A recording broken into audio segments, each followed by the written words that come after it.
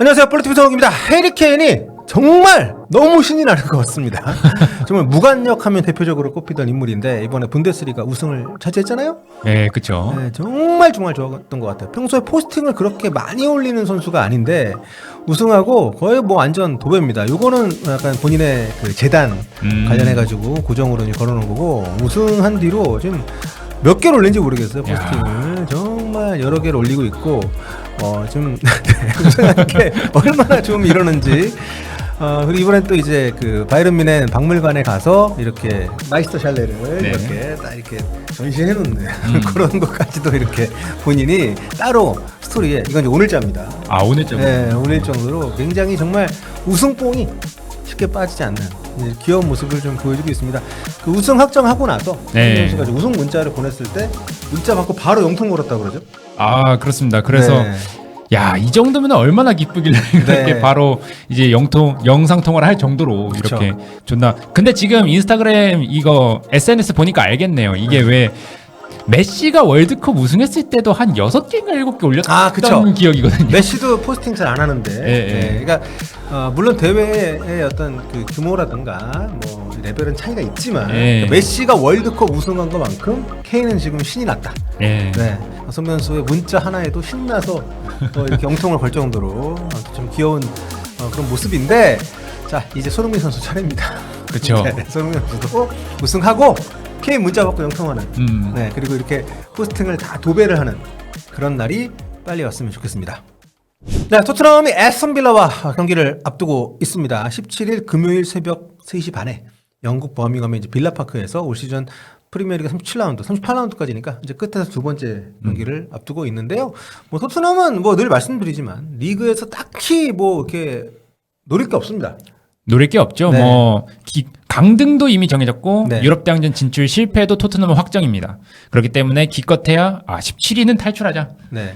17위는 면하자. 이 정도가 토트넘의 목표라고 할 수 있겠는데. 그 동기부여가 딱히 뭐 없는 경기라고 봐도 좋은 뭐 그런 경기인데, 그래도 모든 경기는 뭐 원칙적으로 최선을 다해야 되지만, 그렇죠. 네, 확실히 모티베이션 차원에서는 두 팀이 차이가 좀 있을 수밖에 없는데요.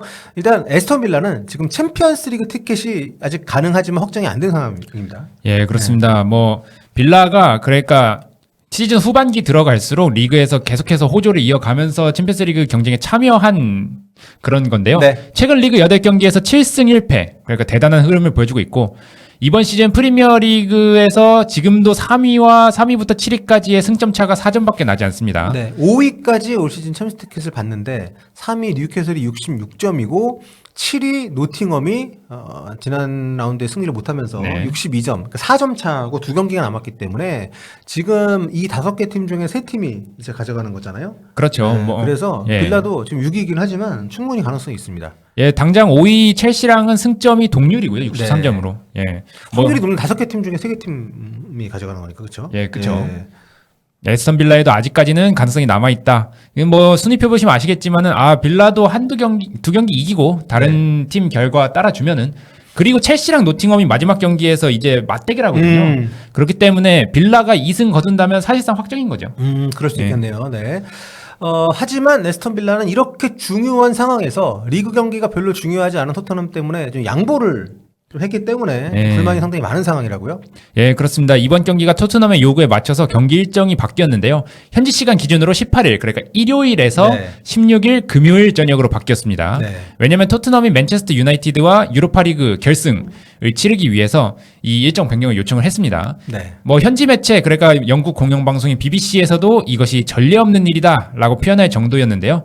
빌라 디렉터인 다미앙 비다가니는 솔직히 네. 말해서 일정이 바뀌어서 행복하지 않다라고도 말을 했습니다. 네. 이게 사실 유럽 대회 나가는 게 정당한 리그 경쟁을 통해서 또 리그를 대표해서 나가는 거기 때문에 상대 팀의 동의 없이도 이렇게 일정을 바꿀 수 있게끔 뭐 되어 있어서 변화가 뭐 되긴 했는데, 기존에 이제 토트넘이 그 5월 15일로 경기를 바꿔달라는 요구를 거절을 이미 좀 했었는데, 예. 네, 뭐 이렇게 하루 땡기는 거 정도로는 이제 어떻게 보면 사무국에서 조정을 좀 한 거라고 봐야 되는 거죠. 예, 그렇죠.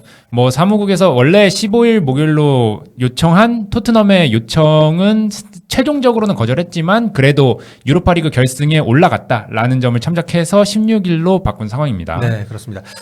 좀 여러 가지로 에스턴 빌라 입장에서는 불만이 있을 수밖에 없지만 그래도 꼭 참고 이겨야 되는 굉장히 중요한 일정이라고 볼 수 있을 것 같고요.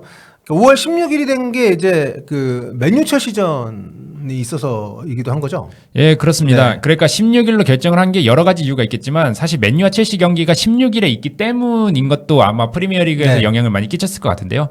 원래 맨유와 첼시 경기도 18일 날 있었어요. 그런데 이제 해당 경기가 맨유 여자팀과 첼시 여자팀의 FA컵 결승 경기가 18일에 열리게 되면서 네. 이 남자팀 경기를 이틀 앞당겨서 16일에 열게 됐습니다. 네, 또 토트넘의 유로파리 결승 상대가 이제 맨유니까 예. 같은 날 경기를 하는 게 좀 공평한 그렇죠. 그런 초일 수 있죠. 그렇기 때문에 이런 변화가 좀 있었고 또 에스턴 빌라를 상대로 토트넘이 상대 전적이 좀 우위이기는 합니다. 79승 36무 61패. 근데 최근에 조금 밀리네요. 그렇죠. 최근 리그 5경기는 2승 3패로 밀립니다. 물론 최근에 이 리그 기준으로 최근에 2승을 거뒀기 때문에 뭐 상대적으로 괜찮긴 한데 직전 FA컵 경기에서는 빌라가 토트넘을 2대1로 잡으면서 그러니까 토트넘이 졌다는 얘기죠. 그렇죠. 그렇기 때문에 최근 경기에서는 그래도 토트넘이 빌라에 좀 열세를 보였다. 이렇게 정리를 할 수 있겠고요. 네. 일단 토트넘은 리그 성적이 최근에 거의 리그 최하위 수준입니다. 네, 그렇습니다. 최근 리그 10경기에서 1승밖에 거두지 못했어요. 네. 1승 2무 7패. 그렇죠. 5경기 이제 무승이고 손흥민 선수는 빌라 상대로 그래도 강한 면모를 보여주고 있습니다. 11경기 출전을 해서 7골 4도움이니까 경기당 평균적으로 공격 포인트 하나씩 기록을 하고 있다고 이제 볼 수 있는데 과거에 그 팔 부러진 채로 막 뛰었던 적도 있고 그래서 헤트트릭을 기록을 좀 했었던 적이 있는데 그 21, 22 시즌 헤트트릭 이후로 빌라전 지금 5경기에서 1골 3도움 리그만 따졌을 때 기록을 하고 있고요.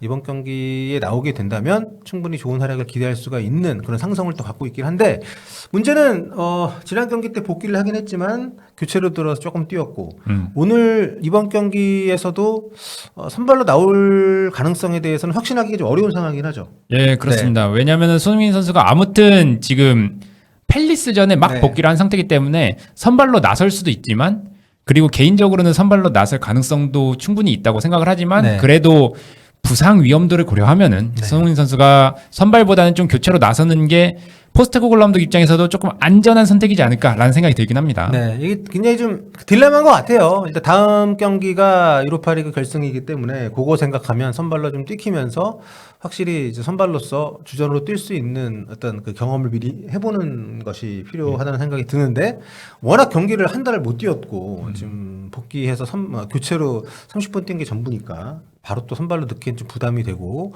여러 가지로 어수선한 상황 속에서 기존의 베리발, 메디슨에 이어서 쿨루세프스키가 또 어제 수술대에 오르면서 그렇죠. 시즌 아웃이 또 추가로 됐습니다. 예, 이게 슬개골 부상이 확인이 되면서 무릎 수술까지 최종적으로 컨펌이 됐고요. 그렇기 때문에 토트넘 입장에서는 베리발, 메디슨, 쿨루셉스키라는 그래도 미드필더진에서 활약할 수 있는 선수들이 죄다 부상을 당하면서 이제 중원 구성에 있어서도 고민을 안게 됐습니다.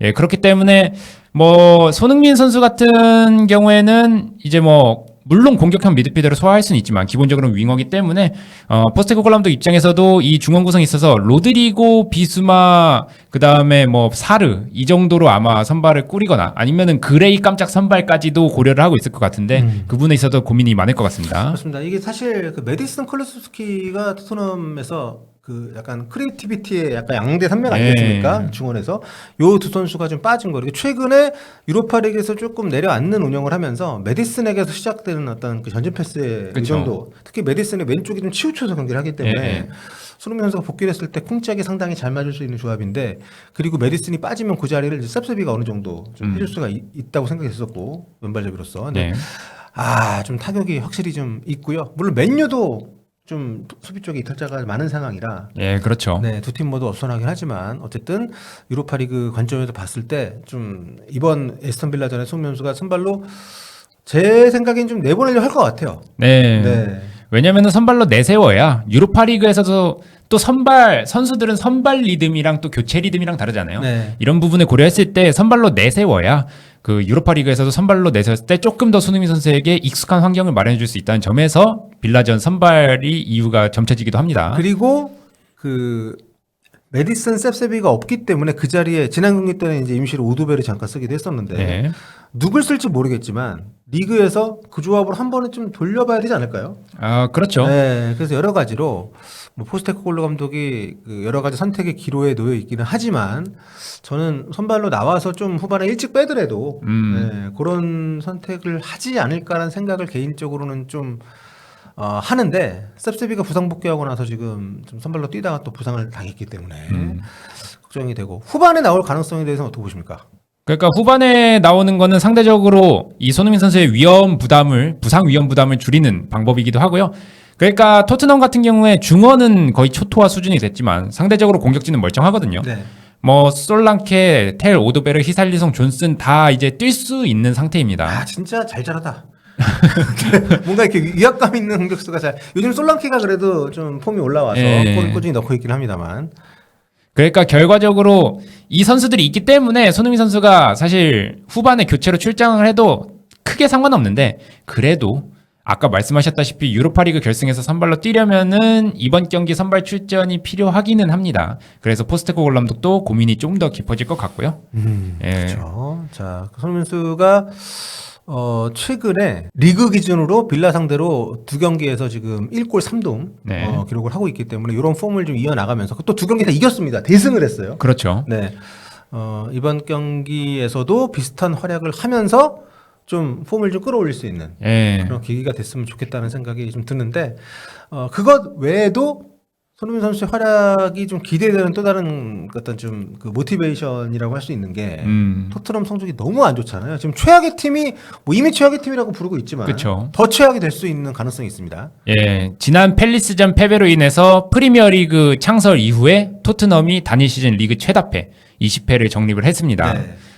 1993-1994 시즌과 2003-2004 시즌에 19패를 한 바 있었는데 사실 93-94 시즌은 42경기 체제라 직접적인 비교가 어렵고 네, 22개 팀이었기 때문에 프리미어리그가 예, 그다음에 그래서 2003-2004 시즌과 직접적인 비교가 가능할 텐데 이마저도 넘어섰습니다. 아, 이미 그렇습니다. 토트넘은 최악의 팀이고요. 네, 뭐 그러니까 지금 최다패는 이미 그 정해졌고 최소 승점도 지금 유력한 상황입니다.